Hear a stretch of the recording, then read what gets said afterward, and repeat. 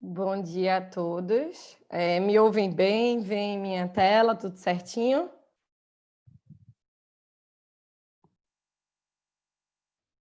Sim, perfeito. É uma super responsabilidade, né, nesse sábado, falar depois do Tiago e da Carlinha, duas pessoas que eu sou fã, né? Mas eu vou tentar mostrar para vocês um pouquinho do que a gente tem feito, um pouquinho do que a gente tem estudado em relação ao treinamento isométrico de Hand-Grip e a doença cardiovascular. Bom dia a todos e gostaria de agradecer muito aos organizadores do evento. Para mim é um prazer estar aqui conversando com vocês. Então, vamos lá. Quando a gente fala de doença cardiovascular, não existe um interruptor, nenhum ponto que a gente diz, a partir daqui eu sou um doente cardiovascular, eu estou com a doença cardiovascular. Né? Eu gosto muito dessa figura que representa o contínuo da doença cardiovascular, em que logo no início dela nós temos os fatores de risco, certo? Então, fatores de risco como hipertensão, dislipidemia, diabetes mellitus, resistência à insulina, o tabagismo, e que esses fatores de risco eles vão lesar, né, o endotélio, lesar a parede que envolve os nossos vasos, né, as nossas artérias, e que pode gerar um processo aterosclerótico, né, que de maneira crônica pode vir a trazer várias doenças de origem aterosclerótica, como a doença arterial coronariana, a doença arterial periférica, a doença arterial cerebrovascular, que vão trazer consequências diversas a esse paciente, né, como, por exemplo, o infarto do miocárdio, o AVC, o AVE, né, e finalizando aqui, se esse contínuo não foi impedido de continuar, né, desculpem aí o termo, finalizando aqui com a doença, com a morte pela doença cardiovascular. Né? A gente sabe que o tratamento, e o professor Tiago trouxe para a gente informações importantíssimas sobre inatividade física, sobre as recomendações da atividade física.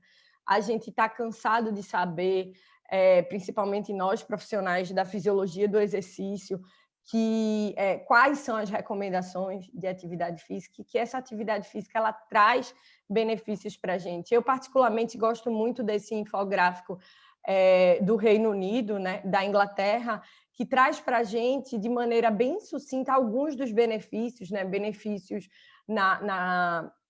no sono, benefícios no manter o peso, benefícios em controle do estresse, melhora a qualidade de vida, reduz as chances de diabetes, de doenças cardiovasculares e etc. Mais recentemente, né, bem fresquinho, aí a OMS também divulgou os infográficos e o guideline dela, né, trazendo para a gente aquela informação do qualquer movimento importa, qualquer movimento já é alguma coisa. Especificamente falando da doença cardiovascular, quando a gente vai ver os benefícios direcionados ao paciente com a doença cardiovascular, essa revisão recente traz para a gente benefícios relacionados com a melhora dos nossos vasos, né, das nossas artérias, com a maior biodisponibilidade de óxido nítrico, um potente vasodilatador, um aumento das proteínas anti-inflamatórias, né, uma melhora do nosso controle cerebral, tanto sobre o nosso coração quanto sobre nossos vasos, né, um remodelamento vascular, então a gente aumenta a luz dos nossos vasos com o treinamento, a gente aumenta a quantidade de vasos, né, com colaterização, a gente estabiliza placas, a gente até em alguns casos consegue reduzir placas, melhora o pré-condicionamento cardíaco. Né?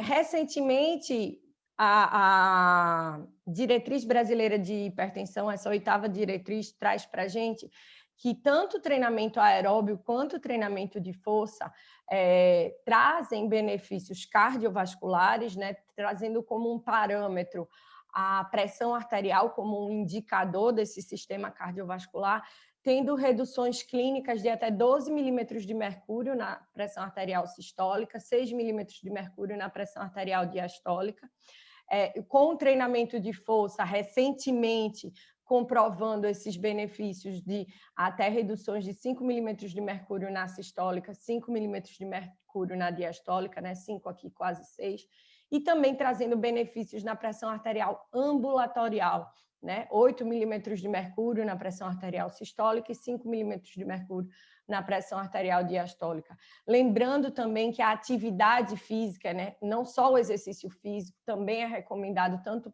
como prevenção, como tratamento da hipertensão arterial, que a gente viu que é uma das vias do comecinho daquele contínuo cardiovascular, né? Mas mesmo assim, mesmo com tantos benefícios, mesmo com tanta coisa boa que o exercício traz para a gente, em hipertensos, cerca de 30% dos pacientes só são ativos. E quando a gente vai mais especificamente para quem pratica exercício físico regular, apenas 18% reportam essa aderência ao exercício físico. O professor Tiago trouxe para a gente os grandes malefícios da inatividade física. Eu trago essa informação aqui do Reino Unido de 2017, quando a inatividade física, quanto mais prevalente, maior essa associação com a reabilitação cardíaca, né? Então, a inatividade física previamente a reabilitação cardíaca, ela atingia percentuais de até 90% em algumas áreas do Reino Unido. Tá? E aqui girando em torno de 70% a 80% em média. Ou seja, tem uma associação grande aí entre a inatividade física e a reabilitação cardíaca, né? Trazendo para o nosso país, e com a doença já um pouquinho mais grave, uma doença já já para o final daquele estágio, que é a doença arterial periférica, que o professor Aloysio conversou com vocês lá no primeiro dia do ciclo, né? O que é que a gente vê? Que em pacientes menores de 60 anos, né, 60 anos ou menos, até 59 anos, perdão, apenas 11% dos pacientes com a doença arterial periférica eles atingem as recomendações de atividade física, ou seja, aqueles 150 minutos de atividade moderada, vigorosa, moderada por semana, ou 75 minutos de atividade vigorosa. Enquanto que quando a gente olha para a população mais idosa, né, acima dos 60 ou acima dos 65, apenas 1% desses pacientes com essa doença já avançada, já grave, atingem essas recomendações, né? As principais barreiras atingidas, e aqui não só para essa doença especificamente, a doença arterial periférica, mas trazendo características gerais de hipertensos, de pacientes com doenças cardiovasculares. O ambiente é uma das barreiras que são apontadas, então a falta de qualidade de calçadas, falta de parques, falta de ambiente, de clima, talvez, para a prática de atividade física, é uma barreira muito apontada pelos pacientes. A falta de conhecimento sobre se o exercício traz ou não benefício, né? Por mais que a gente tenha várias iniciativas, ainda tem gente que não sabe sobre o benefício da atividade física, a falta de recomendação médica, estímulo médico para a prática de atividade física, e um dos mais apontados, e até por nós, às vezes, profissionais de educação física, fisiologistas do exercício, o tempo aparecendo como uma barreira para a prática de atividade física. E quando a gente procura uma modalidade que consiga superar algumas dessas barreiras, aparece para a gente o treinamento isométrico de preensão manual, ou como eu vou comentar com vocês, o treinamento isométrico de hand grip, né, que é um treinamento rápido, simples, com a intensidade leve, né, 30% da capacidade voluntária máxima do indivíduo. Ele realiza 4 séries de 2 minutos de contração isométrica, mantida por 2 minutos a esta intensidade, com intervalo entre as séries de 1 minuto, totalizando a duração da sessão de 11 minutos. Ou seja, um treinamento que exige uma frequência de 3 vezes na semana, que dá um total na semana de 33 minutos, ele tem sido recomendado para esses pacientes com hipertensão, e um pouco mais tem se investigado ainda com as doenças cardiovasculares mais graves, né? E como começou essa história? De onde vem isso? Por que veio esse treinamento, né? Então, há muitos e muitos anos atrás, né, 1985, saiu esse paper indicando, saiu esse artigo indicando para a gente que os indivíduos que tinham ocupação, que trabalhavam com componentes isométricos no seu dia a dia, eles tinham menores incidências de hipertensão. Ou seja, aqueles indivíduos que trabalhavam segurando caixas, movimentando caixas, com maior componente isométrico, eles ficavam menos hipertensos ao longo do tempo. E isso colocou uma pulguinha atrás da orelha de alguns pesquisadores, mas demorou ainda um pouco, né, quase uma década, para vir estudar um pouco melhor sobre isso.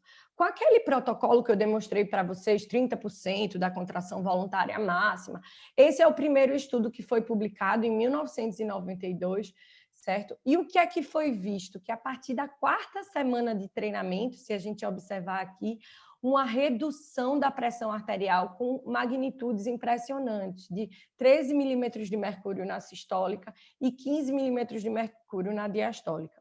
A partir daí, vários grupos resolveram estudar esse impressionante treinamento isométrico de Handgrip, né? De lá para cá, várias meta-análises já surgiram sobre o assunto.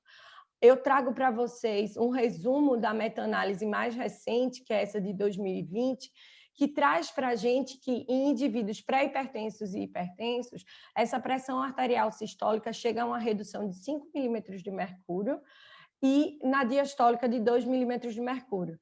Logicamente que não é aquele efeito que a gente viu naquele primeiro estudo, mas ainda assim é impressionante essa redução, essa magnitude de redução da pressão arterial, que é comparável a medicamentos antihipertensivos, certo? Tanto que, a partir de 2013, a Sociedade Americana do Coração ela passou a recomendar o exercício isométrico de pressão manual como um possível redutor de pressão arterial. Vários estudos desde então já vêm analisando se, de fato, esse treinamento ele reduz a pressão arterial. E quais seriam os possíveis mecanismos relacionados com essa resposta? Né? A gente sabe que a pressão arterial ela é determinada pelo débito cardíaco e pela resistência vascular periférica, e alguns estudos têm mostrado, alguns estudos vêm mostrando benefícios tanto relacionados aos fatores neurais quanto à função vascular com esse tipo de treinamento. Quanto aos fatores neurais, alguns estudos de maneira aguda, ou seja, vendo a resposta de apenas uma sessão do exercício, viram uma melhor sensibilidade barorreflexa após essa sessão de exercício, tanto em homens quanto em mulheres. Outro estudo aqui de 2009 demonstrou alguns parâmetros da variabilidade da frequência cardíaca, tendo uma resposta positiva após uma sessão de exercício isométrico de Handgrip. Quando a gente vai analisar o treinamento de Handgrip e, mais especificamente, a variabilidade da frequência cardíaca, a gente não consegue ver essa resposta de maneira crônica, essa resposta efetiva de maneira crônica, de melhora desse controle autonômico por meio da variabilidade da frequência cardíaca. Deixando claro que temos poucos estudos ainda na literatura que abordaram esse assunto, né, que investigaram a fundo esse assunto. Quando a gente vai falar da função vascular, a gente tem que pensar sobre o que ocorre durante o exercício isométrico, né? Durante o exercício isométrico, a gente tem uma isquemia, né, parcial ou completa, mas por conta da intensidade do exercício, ela tende a ser uma isquemia parcial, e quando a liberação dessa isquemia, quando a gente deixa de contrair nos intervalos, a gente tende a aumentar essa tensão de cisalhamento, esse fluxo na parede dos nossos vasos, o que vai gerar uma série de respostas, uma série de estímulos, estimulando substâncias vasodilatadoras para atuarem no nosso endotélio, né, na parede do nosso vaso. Então, estima-se que a soma dessas sessões venha, a longo prazo, aumentar essa biodisponibilidade de óxido nítrico no endotélio. De fato, alguns estudos eles vêm mostrando essa melhora da função endotelial de maneira crônica. Entretanto, aparentemente, essa melhora ela só ocorre no braço treinado, no braço em que realiza o exercício de hand-grip, no membro que realiza o exercício de hand-grip. Tá? Então, a conclusão dos mecanismos, ainda não temos uma conclusão clara sobre isso. Por isso, o nosso grupo, há um tempo, vem se dedicando a investigar esse tipo de exercício em diferentes contextos, né, em diferentes populações. Tá? Então, inicialmente, falando um pouco do estudo do nosso colega Breno e do nosso colega Caú, que compararam o efeito do treinamento supervisionado e o treinamento não supervisionado de hand-grip em pacientes hipertensos. Eles dividiram esses pacientes em 3 grupos, tá? E o que é que foi possível observar? O grupo supervisionado, de fato, eles tiveram a redução da pressão arterial com a magnitude de até 12 milímetros de mercúrio em média, na sistólica, né? E 5 milímetros de mercúrio na diastólica. Quando a gente avalia o grupo não supervisionado, a gente não vê esse efeito de redução na pressão arterial, tá? Quando vai se avaliar a resposta ambulatorial da pressão arterial, ou seja, aquela resposta durante as 24 horas, né? A gente também não viu efeito nenhum desse tipo de treinamento em nenhum dos grupos. E quando vamos analisar mais profundamente os mecanismos envolvidos nessa resposta, não temos uma resposta significante nem nos mecanismos vasculares, nem nos fatores neurais, nem tampouco nos indicadores oxidativos e de inflamação. Então, como conclusão, esse estudo do Breno trouxe para a gente que o exercício supervisionado, de fato, ele reduz a pressão arterial. O exercício supervisionado de hand-grip, ele reduz a pressão arterial de hipertensos, porém, não supervisionado, a gente não conseguiu ver esse efeito, né? E nem tampouco supervisionado ou não supervisionado, não conseguimos identificar o mecanismo por trás dessa resposta. O mesmo a gente identificou quando a gente avaliou esses hipertensos nas UPAs, né? Nas UBSs, perdão, na Unidade Básica de Saúde lá em Petrolina. Esse estudo conduzido pela Aline trouxe para a gente que, de fato, o treinamento supervisionado, ele reduz a pressão arterial sistólica dos pacientes que treinaram. Entretanto, quando a gente vai ver a pressão arterial ambulatorial, a gente não vê benefícios e nem tampouco viu benefícios na variabilidade da frequência cardíaca, tá? Então, esse tipo de treinamento, ele traz para a gente benefícios na pressão arterial, entretanto, a gente ainda não conhece os mecanismos por trás dessa resposta.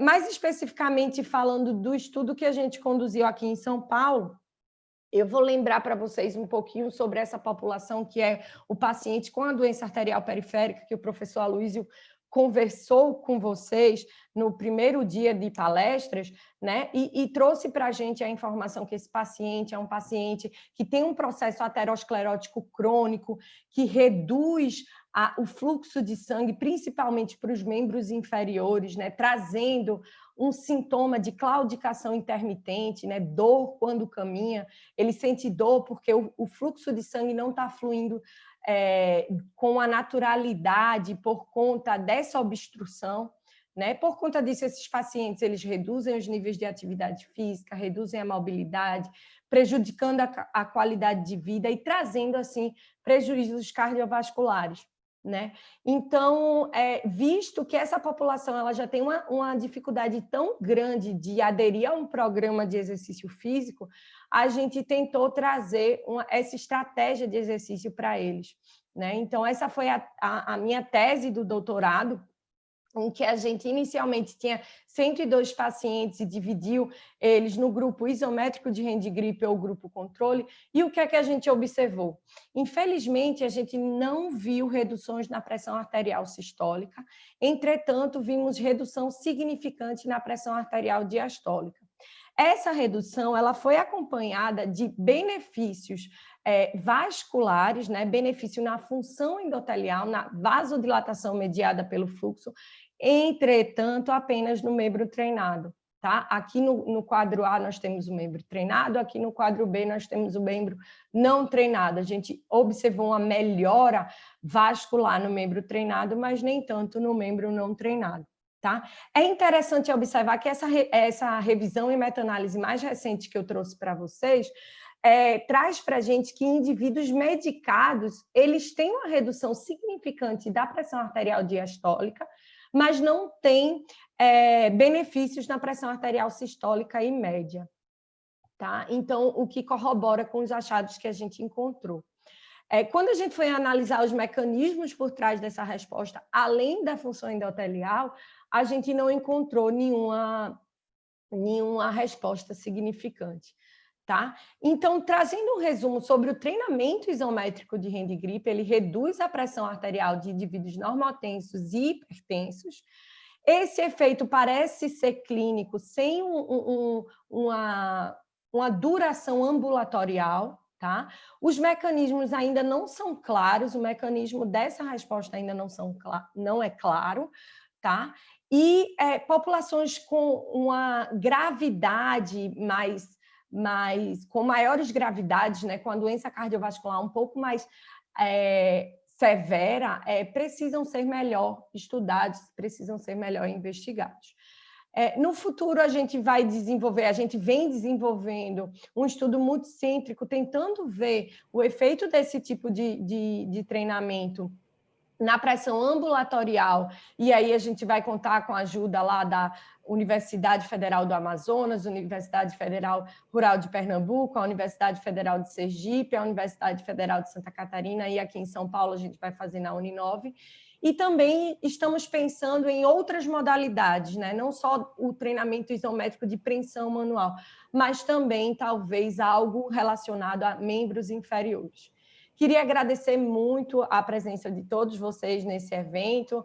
Aqui somos nós os líderes, por enquanto, do GP Cardio, mas agradecer a todo o grupo, a todos os colaboradores.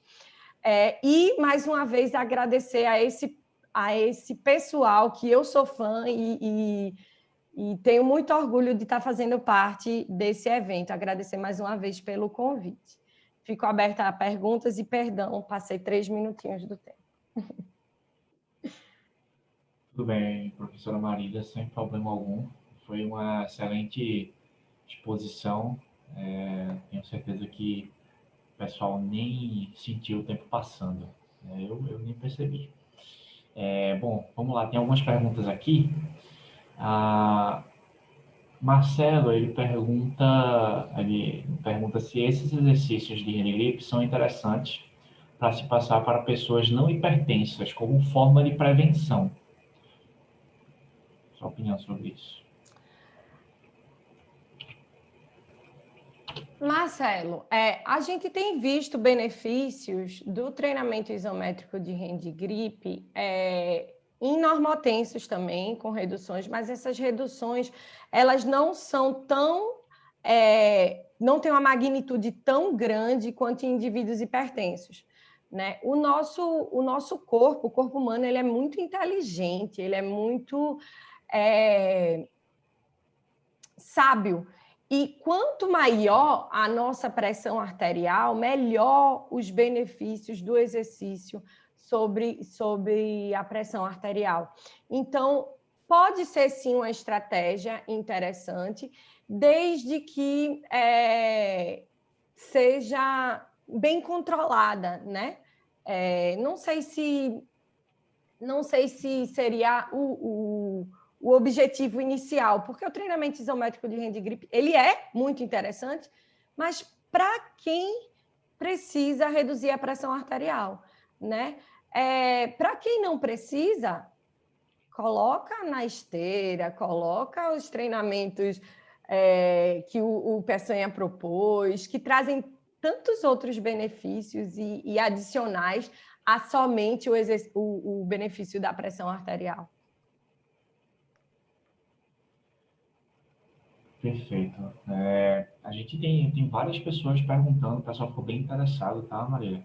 A gente tem tempo para mais uma ou duas perguntas, e aí, caso não dê tempo para responder todas, eu vou deixar elas no chat, e aí você vai Perfeito. respondendo, tá? Mas vamos lá. Tiago Borges, ele gostaria de saber, se possível, né, que você comente sobre a influência da intensidade do treinamento de força na pressão arterial e função endotelial em paciente com doença vascular. Na sua opinião, qual seria a intensidade segura para esse tipo de treino? O tipo de treino de isométrico ou treinamento de força em geral, dinâmico, Tiago? Essa é uma pergunta bem importante, porque muito se pergunta sobre a segurança do treinamento isométrico, né? Pela elevação da pressão arterial durante o exercício. E como o Tiago mesmo, durante a pergunta, ele já traz um spoiler para a gente dar a resposta, quanto maior a intensidade do treinamento de força, né, seja isométrico, seja dinâmico, maior esses aumentos da pressão arterial, né, maior a magnitude de resposta da pressão arterial